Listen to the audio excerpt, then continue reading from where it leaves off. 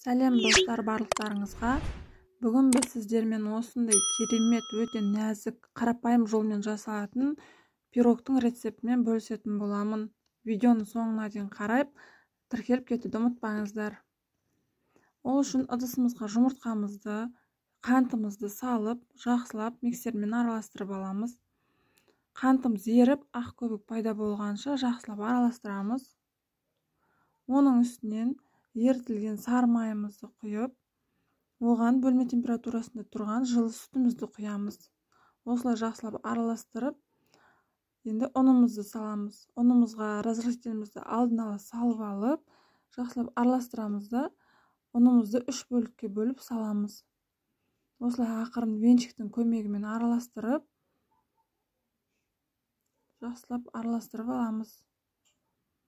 Міне бізде осындай масса дайын болды. Қатты сұйық емес, қою емес. Енді осы массамызды дайын формамызға пергамент қағазын төсеп, массамызды құямыз.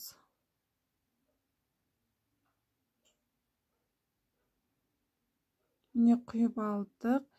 Енді осыны 180 градуста қызып тұрған дайын пешке 35-40 минутқа салып пісіріп аламыз. Міне біздің өте қарапайым жолмен жасалған нәзік, ауызда еритін жұмсақ пирогымыз дайын болды. Сіздермен бірге болған Айжарқын. Тіркеліп, комментарий жазып, лайк басуды ұмытпаңыздар.